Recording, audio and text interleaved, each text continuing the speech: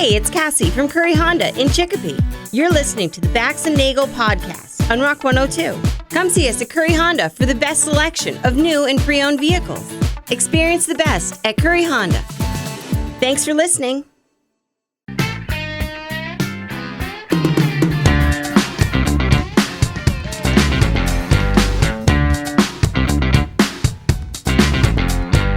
Rock 102, Springfield's Classic Rock. It's 5:33, and the Eagles are Bax and Nagle on Rock 102. Gonna be a warm day today. Actually kind of hot. Sunny, maybe some clouds, but a high of 88. Tomorrow, a high of 94. But you know what? Friday's looking pretty good with a high of 69. Giggity. All right. Yeah.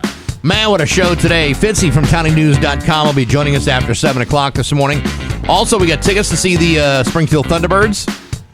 They're coming back home on Tuesday and Thursday for Game 3 and 4. The series is split at a game apiece.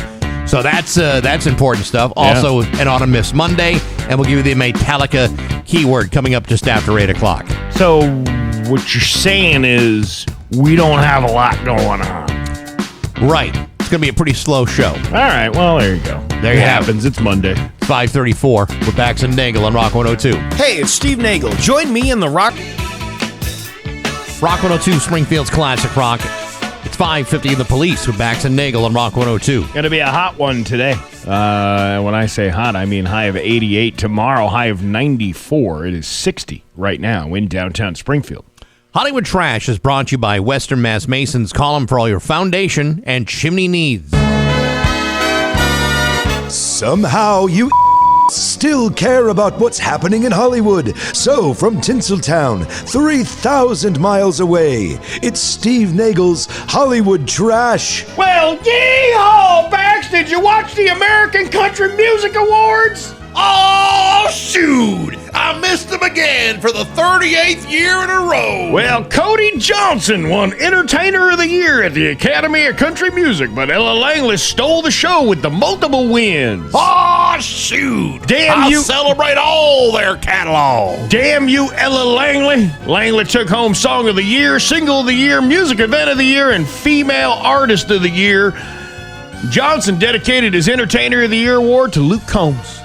He's my hero. He's a voice of my generation. Let me take off my John Deere cap and show a little respect.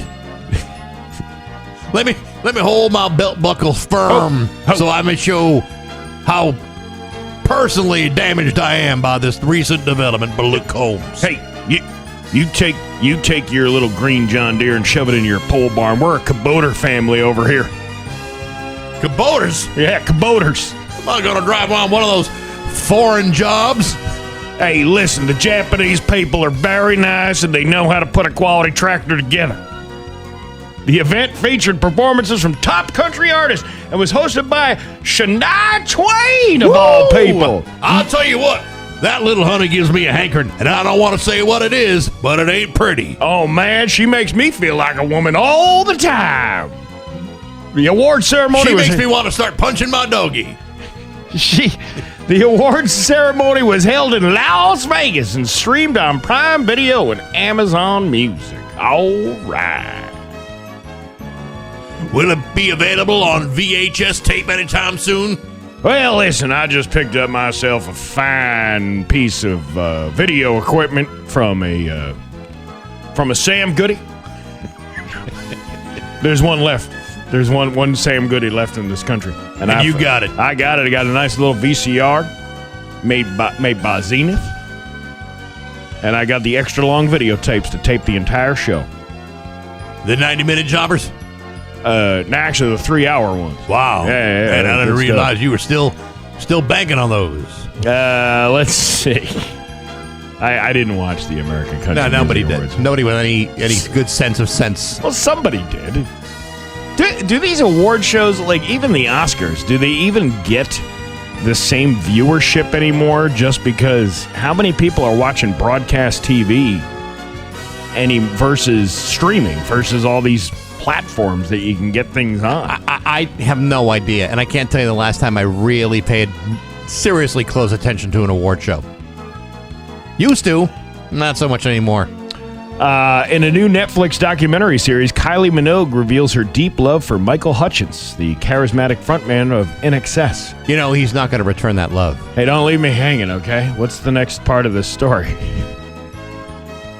The series explores their relationship, which began in 1989 and ended in 1991, leaving Minogue devastated. Despite Hutchins' wild lifestyle, Minogue felt protected and valued by him, and she still feels his presence in her life. The documentary delves into the impact of their relationship on Minogue and how she navigated the heartbreak since then. What, man, I didn't think she was, like, still doing stuff. She never stopped, Steve.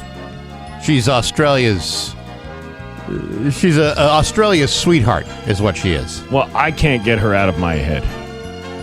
Did you see what I just did I saw what you said. I used one of her own songs to describe how much I like Kylie Minogue. That is a fascinating process there, Steve. I would never have seen that coming. Oh, she had other great hits like Can't Get You Out of My Head and Can't Get You Out of My Head and Can't Get You Out of My Head. I loved all three of those songs.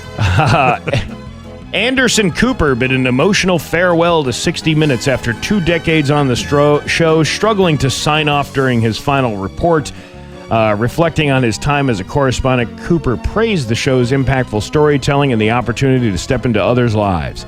Balancing his role at CNN with 60 Minutes became increasingly challenging, leading his decision to leave and prioritize time with his young sons. Cooper's departure comes amid changes at CBS News, with a hope that 60 Minutes will maintain its quality and core values. Not enough for him to stay there, but still. Well, core values. I mean, all American media right now is like, hey, what did ChatGPT generate for you this afternoon for a news story? Let's see. I don't know. These stories, man. I don't know where this place gets all this stuff from. Oh, here we go. How about we haven't done a Meryl Streep story in a while. No, and I've been wondering what's taking so long. Meryl Streep and Martin Short were spotted dining together in London, sparking dating rumors. Haven't those rumors been out for over a year and a half, 2 years? Well, it's sparking them now. They weren't they were sparked before. No, they were already sparked. No. They could have been just friends. But maybe they're, maybe they're getting it on. I suppose. The pair, who star in the Netflix series Only Murders in the Building, which is a show that has gone on 5 seasons too long now. I'll tell you what, if you got a building with that many murders in it, I'm asking for my security deposit back. See, that's like the thing. It's like how you're telling me it's so unbelievable that none of these people have moved out of this building, including Sting, who also lives in the building. You know, when Jeffrey Dahmer was caught and they found like a human head and some mustard and some beers in his refrigerator, they tore down the whole damn building. Yeah. Nobody wanted to rent the available space in that building anymore. Yeah, but you know what? Steve Martin and Martin Short live in this building, so I guess how could you tear it down and move out? I mean, if you're in a place like, because I think it's the Dakota building that they use. Yeah, it could be for that show. But I mean, if you got all those celebrities living there, who would move out of that? I mean, John Lennon was shot right outside on the street. They didn't tear that down. Yeah, because Yoko still lives there. Yeah, imagine what it would be like. Anyway, Kim Kardashian picked up bail for a death row inmate. Really? Yeah. She must have had something to say. Oh, my God. The last time I let a criminal go free was when I gobbled Ray J's Wesley Pipes and was covered in jailhouse confetti in that sex tape you can purchase on YouPorn for $39.95. Caitlin? I never got that down and dirty with your mother, Chris Kim, but I once gave her a pottergasm. A pottergasm? Yeah, a little tongue-sational creamin' screamin'. What are you trying to say? What I'm trying to say is I made her scream so loud it sounded like a Virgin Express to Heathrow. You ever take the Virgin Express to Heathrow? No. Oh, it's something else. Your mother. And that's your Hollywood trash on Rock 102. College is... And now, Bax's View from the Couch Brought to you by Rocky's Ace Hardware, your grilling destination. Weber, Big Green Egg, Uni Pizza Ovens, and Traeger Woodfire Grills. Hey, good morning, sports fans. How the heck are you? As many of you know, youth sports have always encouraged the use of chatter amongst players to help motivate teammates and intimidate the opposition. It is largely a complex psychological concept in which such chatter is meant to both inspire and ridicule at the same time. But on the professional level, most chatter isn't typically directed between athletes. Instead, it's often relegated between athletes and his or her fans. This weekend, for example, there were two separate incidents in which an athlete who was the focus of insults and ridicule. Rather than ignore these hurtful barbs, these two athletes chose to lash out and will likely await their looming fines and suspensions. For example, golf legend Rory McIlroy became frustrated at this weekend's PGA Championship when a fan began repeating USA after he attempted to hit on the rough of the 16th hole. In response to these chants, Rory, who is from Ireland, told the fan to shut the heck up. Of course, I'm paraphrasing here, but nevertheless, in baseball, during a crosstown series between the Chicago Cubs and White Sox, a heated exchange began after Cubs center fielder Pete Crow Armstrong was unable to make a leaping attempt at a fly ball which bounced off the outfield wall, at which point Crow Armstrong was berated by a female fan. What she said to this young man is a bit unclear. However, according to multiple reports, Pete Crow Armstrong responded by suggesting that she place a certain physiological appendage into a location which would have forcibly curtailed this woman's ability to continue her verbal reprimand of this young man's play. Again, I'm paraphrasing. However, I've given it a lot of thought. While we've often encouraged these sorts of verbal attacks, the solution towards prevention is unlikely to come from a suggested placement of body parts into locations where they do not belong. In this case, the outfield at Chicago's Wright Field Stadium. And while I might not mind seeing that sort of thing happen, I think we can all agree that there is a time and a place for that sort of thing, and doing it in a baseball stadium with 47,000 seat capacity is not one of those times or places. So the next time you'd like to see a pitcher and not a belly itcher, you might want to think twice about opening your mouth. But hey, enough of my yapping. Sports brought to you by Rocky's Ace Hardware. Buy a mower at Rocky's, it's delivered and assembled for free. Buy a grill at Rocky's, it's delivered and assembled free. Mowers and grills, $400 are up, delivered to your backyard, ready to mow, ready to grill. That's great service that you find at your neighborhood Rocky's Ace Hardware. I'm Bax, that's my view from the couch. Rock 102, Springfield's classic rock. It is gonna be warm today, hot, 88 for a high, 60 now in downtown Springfield. Hot. It's too hot, is what it is. I'm already feeling it. Feeling. I spent a little bit of time doing some yard work yesterday. Why? I don't know. Yeah. Anyway, we went outside. I did a little trimming of a bush. Giggity. I don't like when the bush gets out of whack. You know what I mean? When it gets too full. You got to trim the bush. Right. Yeah. That's right. So I trimmed the bush and then took all the trimmings to the woods and tossed them. And then I got down from all of that and I said, "Whoa, man, I feel like I have got to lie down." Yeah. Because, it's not just the physical activity, but there's pollen everywhere. Yeah. And I'm delicate.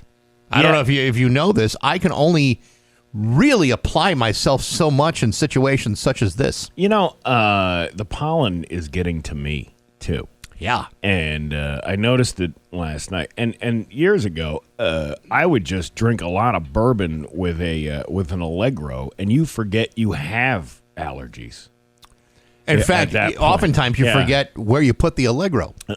Well, who cares about the Allegro at that point? You're going to pass out and you're going to breathe fine while you're sleeping. It doesn't. You don't even know you're breathing at all. But now I'm like, I need to hydrate, so I made poor man's Gatorade, which is lemon juice, a dash of salt, and water. That's it. And I sat there on my porch and I enjoyed the the scenes and just I'm getting old. I'm getting really old, man. Listen, I know that at some point this week my lawn guy is going to come to mow my lawn. Danny, how would you like to mow my lawn? Yes. And to me, I realize these are hard economic times for people. Yeah. It cost me $75 to fill up my gas tank on Saturday, and I wasn't happy about it. But if push comes to shove, I'll drive less to make sure that my lawn guy can still keep mowing. I'd almost rather pay more in gas than have to mow my lawn. Isn't that crazy? Like, to mow the lawn, I got the mower with it's like 2 5-gallon tanks on it. Yeah. You know how expensive that is to fill that to mow the lawn? It's a lot. It was like $65 or whatever the hell it was. That's a lot depending on what kind of gas you're getting. Well, I don't put like super premium in the lawnmower. Oh, you don't? What's wrong with your mower? What, doesn't it deserve it? No, it's not. It's not like buying one of them cars where you got to put the Mike Quincy talks about them all the time. To put the premium gas in them. Yeah, that's the moment I stopped thinking about buying that car. Yeah, you know what that is? That somebody telling you to put premium gas in a car is a car company who's in cahoots with an oil company, going, "Hey, if we just tell these people that they need super premium gas in this car, then you make money, I make money, and then it's all." And then someday they could spend as much as $6 or $7 a gallon in gas. Yeah, it's how great. funny would that be? Oh man, that's hilarious. Yeah, I'm already hacking up stuff. Yeah. And like I said, when I was out there yesterday, I put a full 16, 17 minutes into it. Yeah. And that's what I said. That's enough of this. Enough. I am tapped out. But it was a good weekend. Otherwise, we had that show at first we had the Habitat for Humanity show. Yes. Over in Chicopee. That was a great night. Everybody came out to see that. Brian Plum struggled a little bit to get the crowd going. Really? When you come out of the gates with the religious stuff that he's involved in, that might be a little off-putting to a crowd that's there for a fundraiser. Well, but you know what? It worked out just fine. In some rooms, it works great. In other rooms, it simply won't. But then you did the Broadbrook. The Broadbrook Opera House. I got to tell you, man, I had never been there. I had heard about it for years. What a gorgeous venue this place is. It was... This guy Tom, who owns the place, he greets you at the door when you walk in. It's one of these old. You wouldn't know that it was that's what it was, because it looks like it's a cafe. They got a little cafe in there in the bottom floor, and upstairs in this hall, it's this ginormous room that supposedly was built by German shipbuilders back in the day. I don't know what day that was, but you can see the inside of the place looks like like that's what a ship would look like in the hull of the ship. Was this was this building built before the Germans got a little antsy? Well, I don't know. I remember the story of the Bismarck, and I don't know how worthy the building would be after all these years, but it looks like a pretty solid place, and it's what a cool venue, and the show was great from start to finish. Good crowd? Great crowd. Everybody was a Bax and Nagle fan in there. Every single person in there. Marty must have felt out of place. No, because he was considered Rock 102's funniest duo on the poster. Oh, yeah, right. No, I don't know. The guy who books these shows, right? Yeah. He makes the poster up, and he writes Rock 102 for Marty. And then puts me as headliner. We were co-headlining the show. It shouldn't have been like, we split the time. It wasn't, there's no... Neither one of you was the feature. Right. Ryan was the opener. Ryan brought the guy who puts the posters together, And I'm like, he was the guy that used the AI that made it look like I had hair that time. That's the guy. Yeah, that's the guy. But what a great venue, and if you ever get a chance to go see a show down there, I highly recommend it. It's not too far off the beaten path. It's in Broadbrook, obviously, which is I guess a part of South Windsor or East. I don't know, one of the Windsors. Right. And it's right there.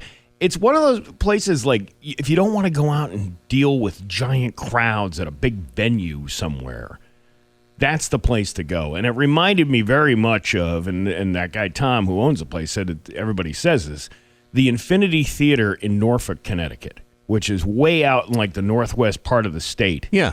And that's a cool venue, too. I saw Peter Wolf there from the Jay Giles Band years ago. I got to tell you, I like the small, ornate theater. I mean, we saw Better Than Ezra at the Mahaway in Great Barrington. What a great place that was. How did Ezra feel about all that? He wasn't too happy. Yeah, He was always feeling like he's in second place. But nevertheless, it's kind of like the Academy of Music. Yeah, that size venue, I think is like perfect. Yeah, it was a great night, and hopefully we can go back down there and do another show maybe sometime next year or whatever. It's very nice. It's pretty neat. So successful weekend, I guess you could say. Very good. And I did the Chester on Track on Saturday. I don't know if you saw the video of that. No, I didn't. Well, the video wasn't. It was only on TikTok. I don't think because the people here on the weekend, I don't blame them to not put it up on the Facebook page or the or the Instagram page. But the Chester on Track, the Bernie's Dining Depot car is there. Oh, that's right. Yeah. I didn't get it. I should have went and got the because I remember sitting in that one table where I spilled au jus on my shirt back in 2015. You remember what the ads were on the table? They have all the tables, all the ads. With all the ads it is the only thing that's not there is the giant prime rib, the conductor's cut. That's the only thing that's missing from that thing, and it feels like I feel like I'm in Chicopee again. You're in Chester, Massachusetts, but you feel like you're in Chicopee. Yeah, I would think it would have like this weird vibe to it. Because you'd be waiting for like a 5-pound prime rib and like a little dish of corn. I guess I never knew because I don't know. I just saw it as like an old rail car, but it was an old Amtrak car. I didn't know that it was an Amtrak dining car. Yeah.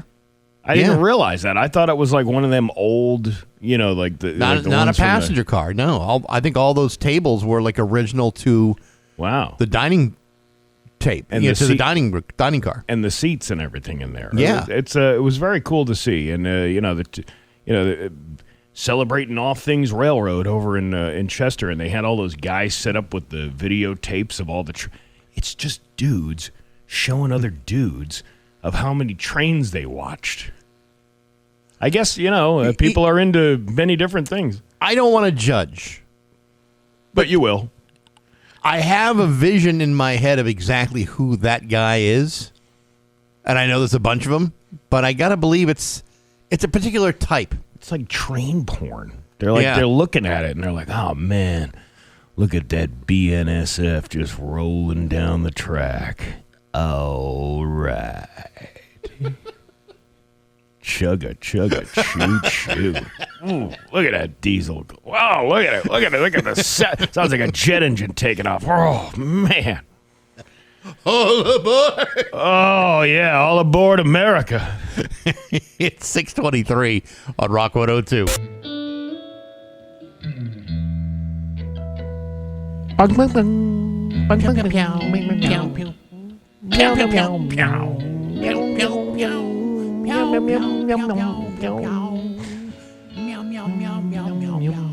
Rock 102, Springfield's classic rock, and Pearl Jam with Bax and Nagle on Rock 102. It is going to be, well, actually, Liam will give you the full forecast for you. Are you ready to laugh? Or do you have something to say? No, they can wait. Let her rip. All right, let's laugh. It's Bax and Nagle's Joke of the Day. I'm funny how? I mean, funny like I'm a clown, I amuse you. On Rock 102. I make you laugh. Springfield's classic rock.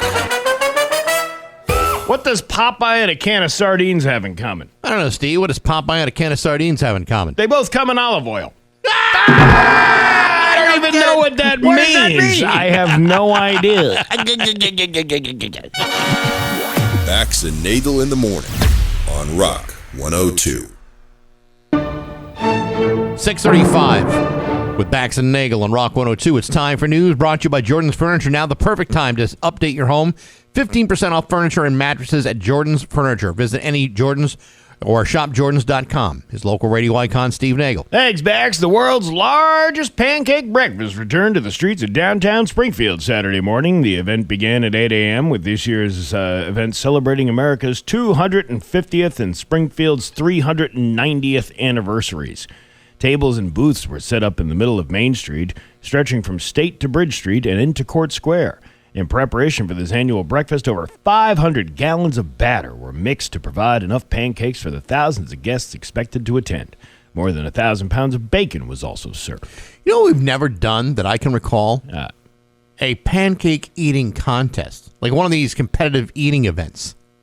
Because you're not allowed to do that anymore because somebody could choke on it and it's too much of an insurance liability. Well, I'm not talking about like the average slob. I'm talking about like doing like a sanctioned event, having like a Joey Chestnut or a Kobayashi, one of those types of things. You're not gonna have some slob on the street, gonna pipe down like 5 or 6 flapjacks and expect to survive. I'm talking about real professionals. Well, maybe we can talk to Judy about that and see if we can get some celebrity guests next year, like a Joey Chestnut or a Kobayashi, and see if we can. How many pancakes can you down in a day?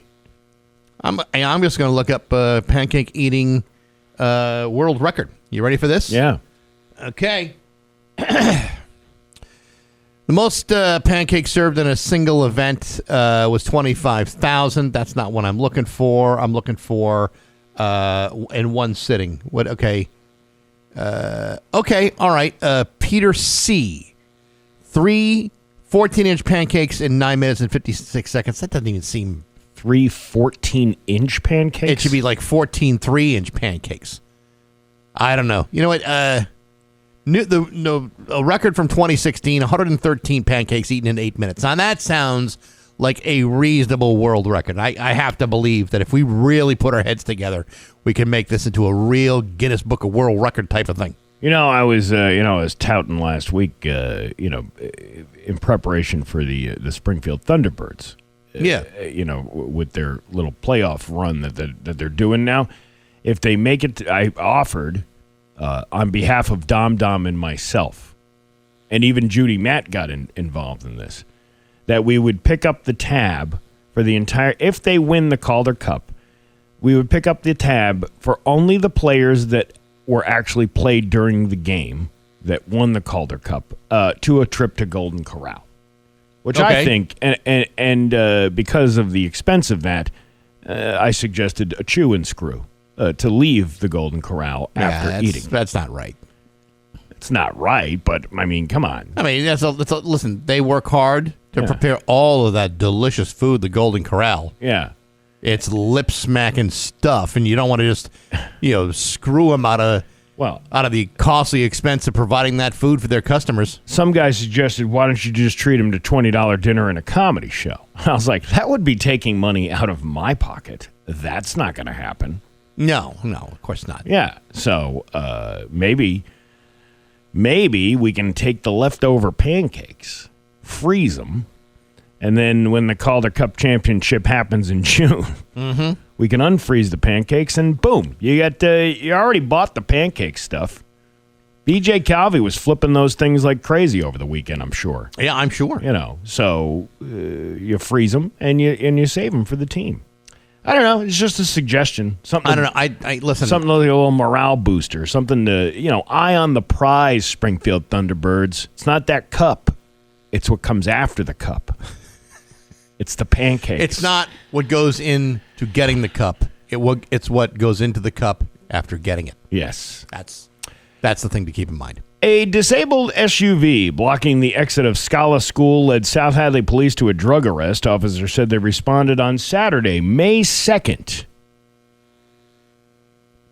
It is May... Isn't the 18th? Yes, wasn't that 16 days ago? It was, but we're just hearing about it now. After a citizen reported the unattended vehicle on Granby Road, when they saw inside, they saw items used to ingest and package powder and crack cocaine. A man then walked up carrying a gas can and first claimed he was just the passenger and his girlfriend had left.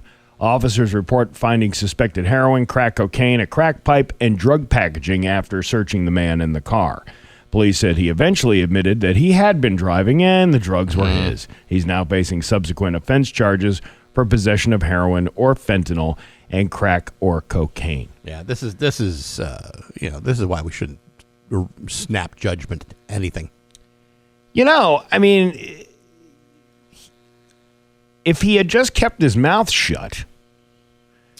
Yeah. This is part of the Steve Nagle College of Criminal Knowledge, okay? If you had just kept your mouth shut, they can't prove that you were in the car. They can't prove that those drugs were yours. Right. If you had just said, I don't know what you're talking about, that would have been enough for them to go, all right, well, we can't charge you with anything because you weren't actually in the car. You just walking up with a gas can. Perhaps. That's true. Yeah. Perhaps. Oh, man. Classes this summer are going to be so full. I know. These are not going to be easy times. So he's going to be facing charges for that.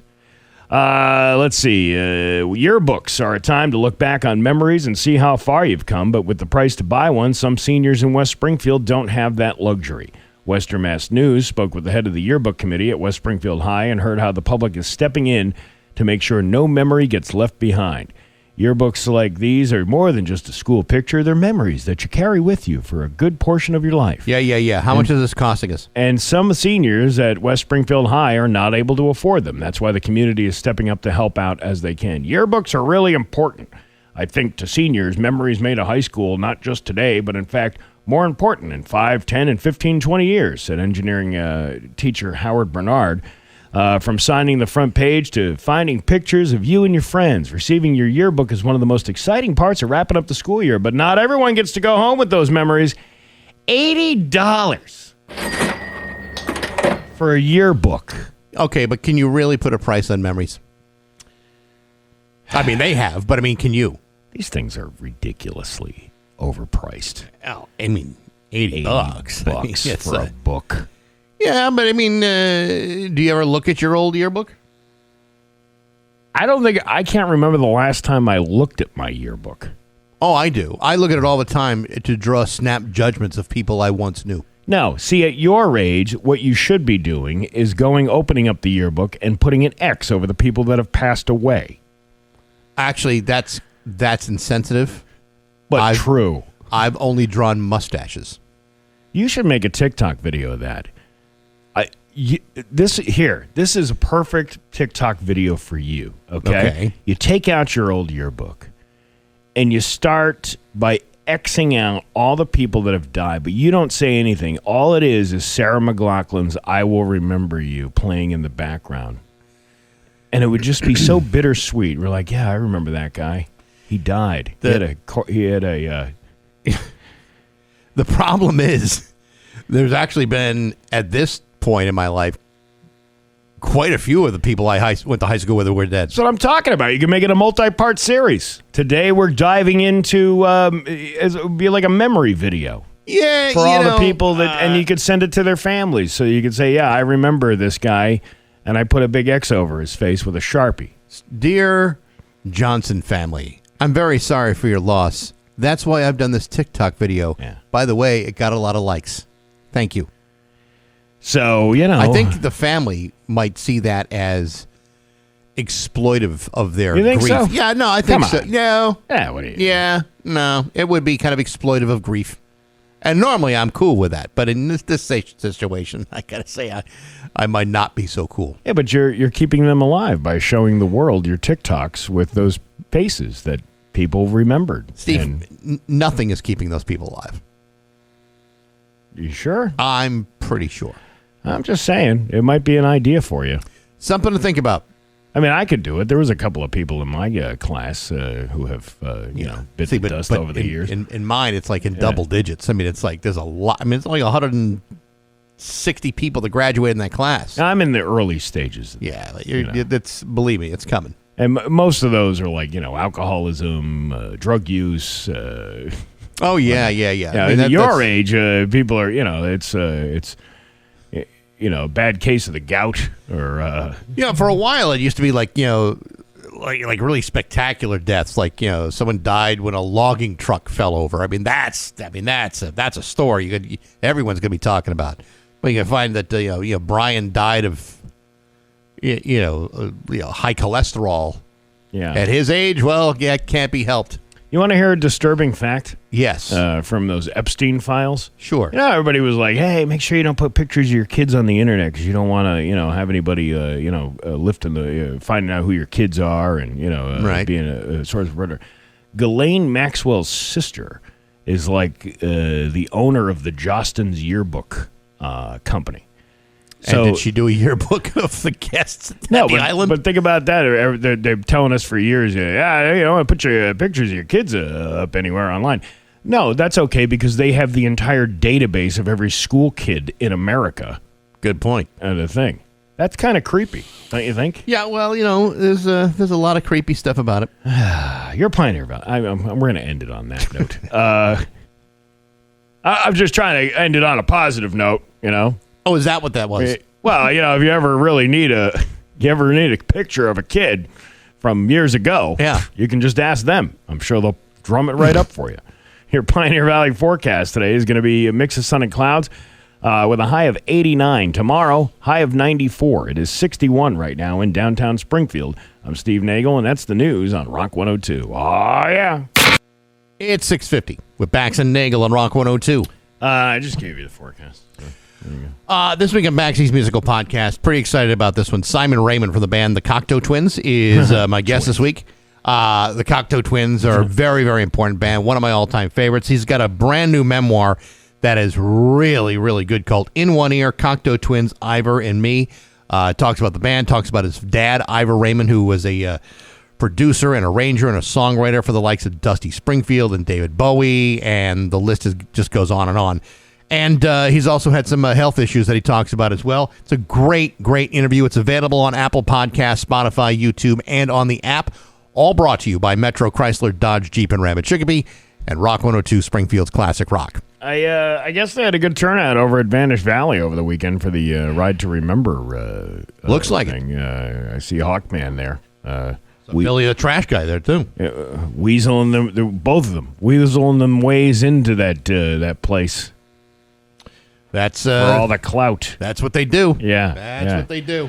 But good for them. I'm glad it was turned out to be a successful event. And the pancake breakfast, you can't lose with that either.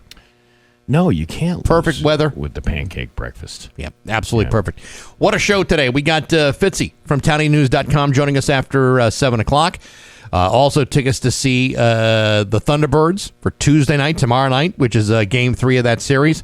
And then it's also an Autumn Mist Monday. So there's a lot going on here.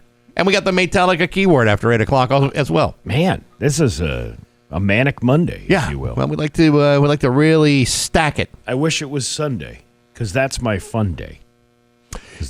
But now it's just another manic Monday. And tomorrow, Steve, we got comedian Brad Williams. He's going to be at Symphony Hall. Well, that's a little deal.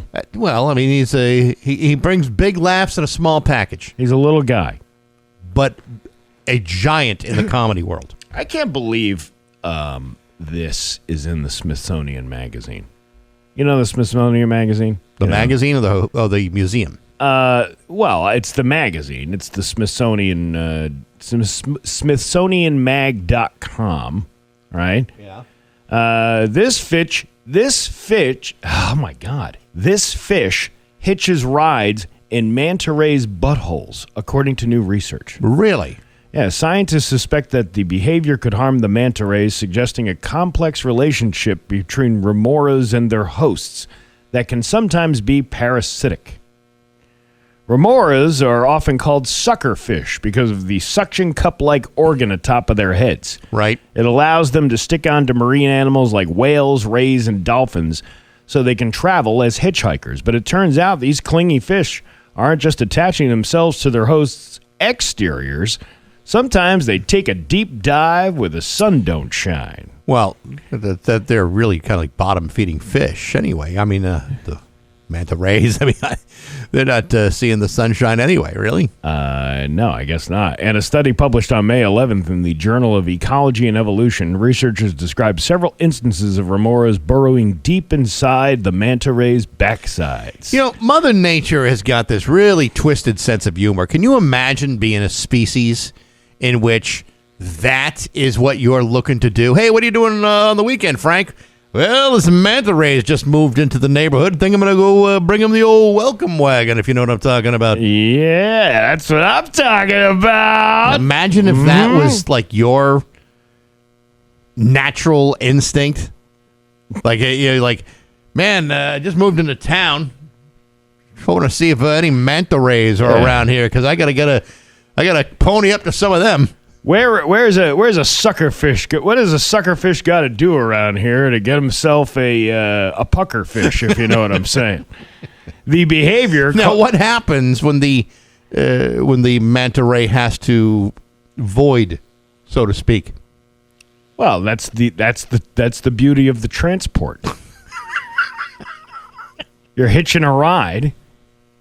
Yes. The manta goes and eats a chili dog, and then boom, you safely traveled from one location from point A to point B, wherever you're the going. Sucker fish, and that happens. I'd like, hey, I just moved in here. All my furniture's ruined. Oh man, look at all this. Call UPS and get Brown to work for me again. The behavior called colloquial diving. Now, is that a Olympic event or anything? Well, I never got that done and dirty with my brother Chris Kim, but we once did some colloquial diving. Further hints that the relationship between the two types of animal is more complicated than previously thought. Oh, I would imagine that you're saying a mouthful right there. Well, I mean, you gotta ease your way into something like that. You can't just that can't be the first thing you have to at least introduce yourself. You can't go in there with a full head of steam. Yeah. Hello, Mr. Manta. I'm Mr. Suckerfish. Yeah. Get out of the way. Yeah. I got a place to be. Yeah. When the river runs red, you take the dirt road. That's the Suckerfish mantra, the Manta mantra. It's just about 6:57 on Rock 102. And now, Bax's View from the Couch. Brought to you by Rocky's Ace Hardware, your grilling destination. Weber, Big Green Egg, Uni Pizza Ovens, and Traeger Woodfire Grills. Hey, good morning, sports fans. How the heck are you? Last week when the NFL announced their schedule of the 2026 season, I could not help but notice that the league has included two Wednesday night games to the already busy schedule. The first of which is a Super Bowl rematch between the Patriots opening their season against the Seattle Seahawks on Wednesday, September 9th. The other Wednesday night game will be on November 25th. That's right before Thanksgiving, before the LA Rams and the Green Bay Packers. Now, while these might be two games that I might be interested in seeing, I would remind you that these games are running on Wednesday nights. You already have football on Sunday afternoon, Sunday night, Monday night, Thursday night, occasional Saturdays as well. Could also be occasionally played on Friday, including last season when they scheduled 2 Friday night games in Brazil. Why is the NFL adding games on a Wednesday night? According to the NFL, they're just simply following fan interest, because apparently there are some fans who have been asking for this. According to NFL Executive Vice President of Media Distribution Hans Schroeder, quote, "Giving more football to NFL fans is only a good thing." Of course, this is also the same guy who on Friday talked about how the league will be airing 13% of its games on premium streaming services and plans to expand that number by saying, quote, "We love our model. We think we have the most fan-friendly model there of any sports or entertainment." And you know what? Hans Schroeder is right. People love watching an already oversaturated product on a streaming service that costs an additional $26.99 per month. Add that to the already outrageous fees being paid for the local cable service and internet provider, and you can totally see how much fans are excited about it. Why, it gives everybody one more chance to stay home and not have to spend $4.55 a gallon of gas to go anywhere else to watch those games. Why, it's the ultimate fan experience. So leave it to the NFL to find new and exciting ways to bring you more than you could possibly have asked for. I know I certainly didn't ask for it, in spite of getting more whether I like it or not. But hey, enough of my yapping. Sports brought to you by Rocky's Ace Hardware. May and June, those are your big painting months. Get all your painting projects on track. Go to Rocky's for paint, for ladders, everything. Most of all, for guidance as an experienced paint advisor at every Rocky's Ace Hardware location, with you for every step of your painting project. Good people, rock solid service at every Rocky's Ace Hardware. I'm Bax. That's my view from the couch.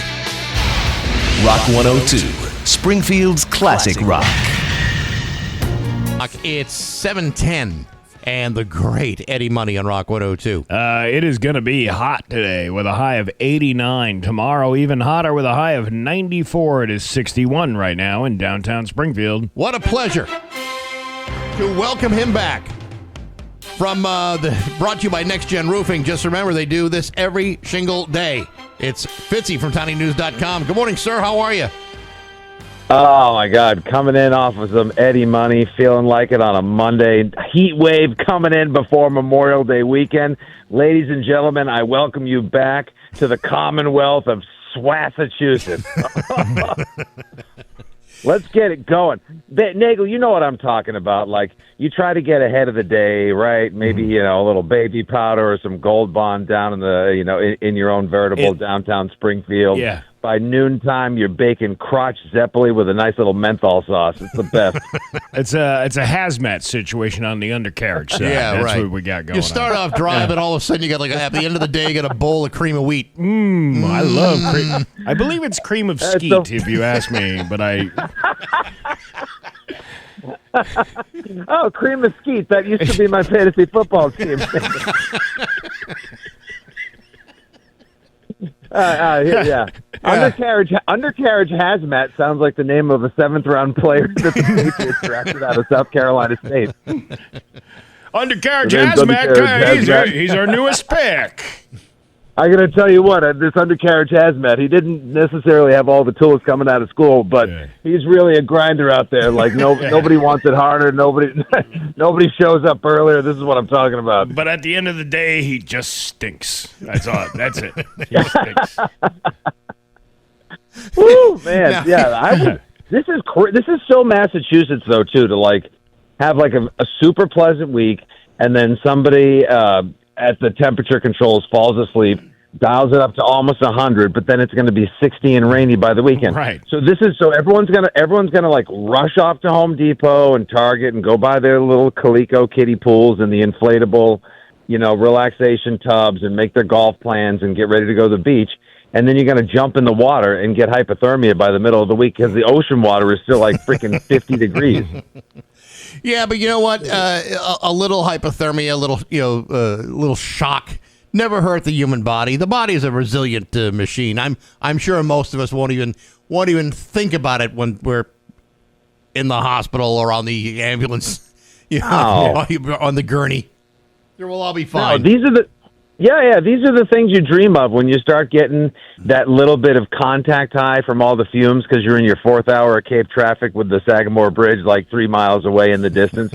It's like these are what do you look forward to more? It's just such a delight listening to the kids argue because their iPads ran out of battery in the back seat and your wife is hot and the air conditioning's not working well and you're just like, oh God, now I know what I work so hard for. Now I know why I grind all year long just so I can be this joyfully miserable. Well, I'll tell you, at my age now, if I'm going on the road trip, say Jenny and I are heading towards New Hampshire, if I don't plan ahead all the bathroom stops I got to make between here and there, I'm making terrible choices like, do I want to pull off in Lynn? Do I want to go to the public restroom in Lawrence? Do I want to make any of those life-changing, potentially dangerous decisions in my life at this age? First of all, your trip sounds like National Lampoon's Vacation. Excuse me, sir. Do you know how to get back on the highway? Hey, blank your mama. All right, thank you very much. You literally asked a question you knew the answer to before you finished it. Do I want to get off and use a restroom in Lynn? I mean, you want to talk about waking up and choosing violence at this early in the morning. And by the way, Bax, I hate to say it, but your life sounds like just a walking advertisement for every single product that they try to hawk when you're watching The Price is Right. Like, does it hurt when you do this? Is this overinflated? Do you have to go to the bathroom every 15 minutes? You must just have a Skittles bag of pills that you need to take before you hop on a road trip for vacation. Listen, I got CVS on speed dial just in case I need to refill something quickly. Yeah, Nagle, how do you handle all the old man talk on the show like this? Well, is this aging you up or making you appreciate the fact that you got a long way to go, pal? No, it's like looking into a crystal ball. It's all the things that I'm about to expect in the next 10 to 15 years. I was like, oh yeah, because I can go back and go, I remember when that guy had it. When Bax had it. Oh yeah, Bax had sciatica. Oh God! I felt like I was like the old master teaching the apprentice when Steve had his first colonoscopy. You're like, just you wait. Let me teach you the ways of the world. Wait for the golden surprise after six cups of what is it? Go lightly. Go lightly or go explosively. There ain't nothing lightly about it. Yeah, that stuff, by the way, they tell you, like, you know, hey, you may want to keep the old Circle House in arm's reach for the next 4 to 8 hours. That stuff, you chug that thing, and you're just like, I'm not feeling anything. This is, you know, it's really like when somebody, like, gets a hold of their first THC brownie and they take a bite, and 5 minutes later they're like, I don't feel anything. So then they just keep taking the more. whole thing, and then later, cut to 75 minutes later, they're higher than Artemis II or a Chinese weather balloon. and they have no idea what to do with themselves. And, like, yeah, that stuff is miserable. That said, I think I would probably still sit at home. I'd rather sit at home and chug a bottle of that stuff than spend 4.5 hours waiting to get over the Sagamore Bridge on Memorial Day weekend. But hey, listen. Again, speaking of bowel evacuations, how about them Red Sox, huh? What an absolute top market transition that was, Bax. That was me. Hey, that was Steve who came up with that one. Oh, that was Steve? Yeah. Oh my God, you guys have now literally spent so much time around each other that unless I'm locked in on a hearty one-on-one dialogue, you sound like each other. Now it's to a point where it's like, which one's the father and which one's the son? I mean, come on, you guys both. We've been together so long, we finish each other's medical history. Yeah, right. You finish each other's what? Medical history. Medical history. Yeah. So this is the saddest indictment on aging ever. I love it. So we're gonna have to. How about this one, Bax? Here's a good one for you about the Red Sox. I read this morning 3 of the top 10 worst OPSs in all of Major League Baseball belong to your Boston Red Sox. So you can't say that we're not the lead. Trevor Story, Caleb Durbin, and Jarren Duran. So you can't say that they're not league leaders in something this season. You make a good point. You know, I'm looking at the injury list right now, and it's starting to stack up. You've had Crochet's out for 15 days. He was out for a while. Trevor Story's out. Roman Anthony. Do you think these guys are intentionally hurting themselves just so they don't have to play in this crappy team?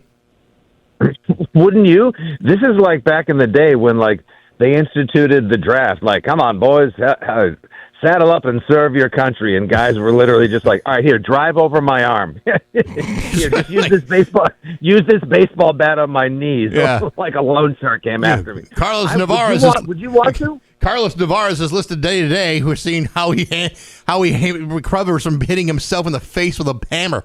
I would do everything I can not to get on that bus right now, ever.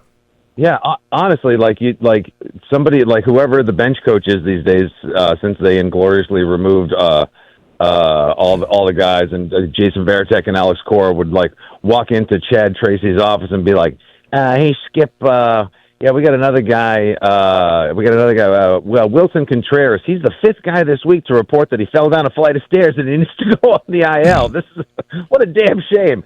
I mean, the offense is so bad. How bad is the offense, Fitzy? The offense is so bad that if the Red Sox scored, what was that stat? Oh, if the Red Sox scored a league average 4.5 runs per game, their record would be 32-14. They would have the best record in all of Major League Baseball. That's how bad the offense has been this year. And then you look at that stat a second time, and you're like, 4.5 runs? My kingdom for the Red Sox to score 4.5 runs over the course of the week. What an absolute grind watching this friggin' baseball team is. And unfortunately, we're not even at the halfway point. So there's just so much more terrible baseball to come. But again, the doom and the gloom. Here it comes. The All-Star break hasn't even happened yet. Once that happens, they're going to be shooting up to the sky like a one of them Elon Musk rockets. Yes, because the Red Sox have never disappointed people late in the season. That's never, ever happened. Yeah. Yeah. You're talking about the fact that like expectations will soar like one of Bezos's Blue Origin rockets. I wish I was in one of them that never came back. What is this whole routine, by the way? It used to be negative Nagle. It used to be so much fun to just sort of like play in the mud with you, and now you're Sunshine Steve, and I don't even know who you are anymore. Well, I've turned a new leaf. I've found God. No, he hasn't. Yes. You've done absolutely none of those things. Hey, by the way, did you guys get a chance to take a look at the Patriots schedule? There was the whole big schedule release hootenanny last Thursday. I did. Yeah, what do you think, Bax? I mean, obviously, what I would do for last year's schedule, I'd love to recreate that every single year. But it's a tougher schedule. But I still think they could go 10-7. If I'm being optimistic, it's not impossible. Well, I've heard so many people complaining about the fact that, there's so much travel. Oh, they have to go to Germany again.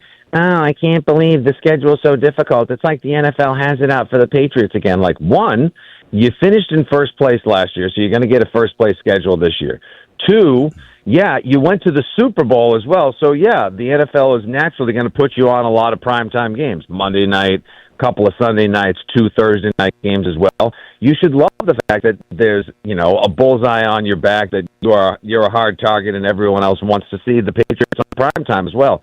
And you don't want one of those cupcake schedules again. Look at Bax.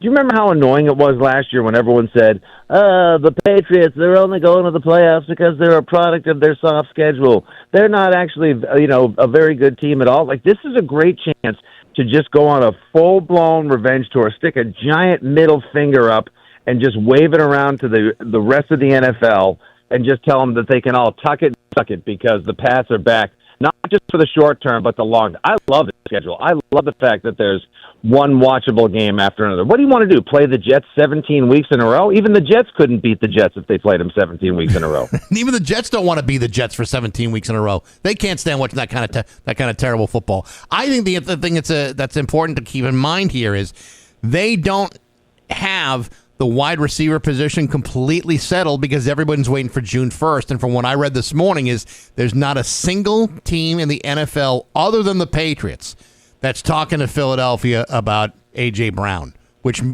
says to me it's a foregone conclusion that after June 1st, he's coming to Foxborough. Yeah, the Eagles did not include him in their schedule release video. Just see the Patriots schedule release video where they're like, oh, here's a couple of guys at Six Flags. Wow. That was a touch underwhelming. But no, the Eagles did not include AJ. How to put it mildly, Fitzy? That's a touch underwhelming. We'll be honest. But AJ Brown was not included in the Eagles' schedule release video. And here's a good little bit of scoopage for you guys.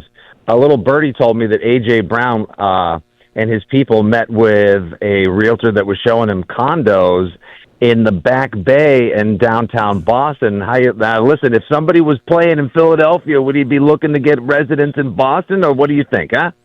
Probably not, unless, say, Bill Burr had an extra room in his place. I can't imagine that happening. No, I couldn't either. But then again, listen, it feels like we're living in a simulation all the time, and every time we get out ahead of our football skis, we prime ourselves for disappointment. That said, A.J. Brown coming to the Patriots still probably wouldn't be the weirdest football thing I've seen in a long time. Did you guys see over the weekend Tom Brady was actually in head-to-toe leather walking the runway for Gucci in Italy? Yeah, I'm looking at the picture now. It's, it's so RoboCop looking, isn't it? It's so, like he's walking down the runway. I'm not sure if he was in Italy or if it was in New York or wherever the hell it was. He's just walking down the runway, all made up, like head to toe leather, and I'm just full well expecting him to stop and just say "Have you seen John Connor?" Your step parents are dead. Come with me if you want to live now. But what a weird world it is. Yeah. All right, listen, we will talk to you next week. Always a good time. Hey, listen, have an awesome Memorial Day, you guys. Everyone keep cool. Have a great week. Happy holidays. Summer has unofficially begun. Spin the wheel, and you too may be the next person to get Ebola, Hanta, and measles. Oh, my. What a time.